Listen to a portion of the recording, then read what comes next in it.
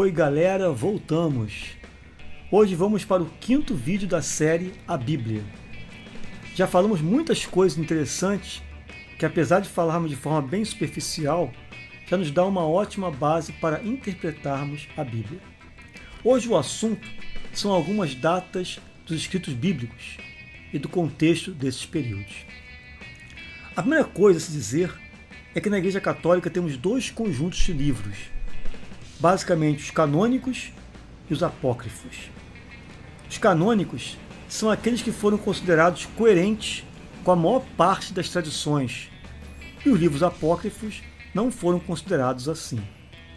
Aqui vale dizer que os livros apócrifos não são livros proibidos pela Igreja ou livros amaldiçoados que não podem ser consultados. Inclusive, muitos dos aspectos históricos bíblicos só foram conhecidos a partir desses livros. Por exemplo, o nome dos pais de Maria, Joaquim e Ana, vem desses livros. Se seguirmos a Bíblia de seu início, livro do Gênesis, até o último escrito, o livro do Apocalipse, seremos levados a achar que essa é a ordem cronológica que os livros foram escritos. E aqui a primeira surpresa: eles não foram escritos nessa sequência. A sequência dos livros tenta dar uma visão cronológica, histórica, mas não foi essa sequência em que foram escritos. Por exemplo, já falamos em um dos vídeos que existem dois relatos da criação. E o primeiro relato, que é o mais novo, foi escrito no século V.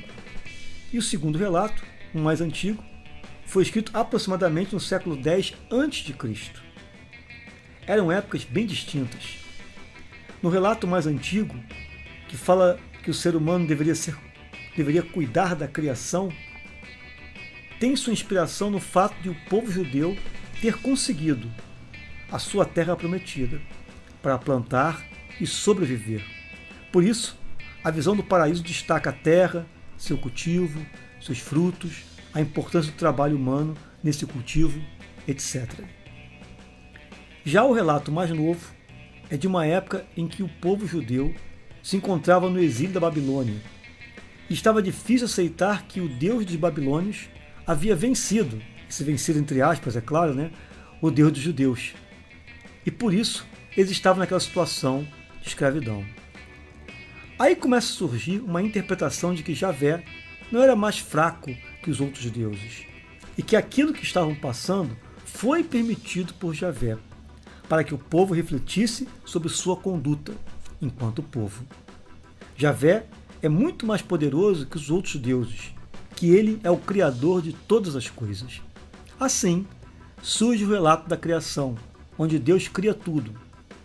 E Deus criou o céu, Deus criou a terra, o dia, a noite, etc. O mesmo fato cronológico se pode falar do Novo Testamento. Se olharmos os livros do Novo Testamento, temos primeiro Mateus, depois Marcos, Lucas e João. E depois vem as cartas paulinas, né? Para começo de conversa, o primeiro escrito no Novo Testamento não foi Mateus, e sim a primeira carta aos Tessalonicenses, por volta do ano 55 depois de Cristo. Mas como assim? Paulo não veio depois da morte de Jesus? É isso mesmo. Paulo foi o primeiro a escrever algo. Outra curiosidade interessante: o evangelho mais antigo é o de Marcos, que foi redigido por volta dos anos 60 depois de Cristo. E Mateus foi escrito aproximadamente nos anos 70. Mas, como o evangelho de Mateus na época em que se definiu os escritos canônicos foi considerado como o mais importante, ele foi colocado por primeiro.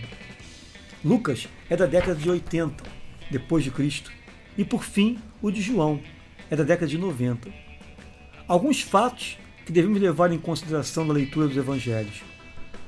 O evangelho de Mateus, por exemplo, é da época em que Jerusalém foi destruída pelos romanos. O evangelho de João é das épocas de maior perseguição aos cristãos. Isso explica muito da forma e da mensagem contida nesses evangelhos. Foi isso por hoje, galera. Tenham sempre em mente essas informações que passamos, ok? Esperamos que, mais uma vez, tenha sido útil esse vídeo. Deixe aí suas dúvidas e questionamentos, que teremos o maior prazer em responder. Abraços e tchau, tchau!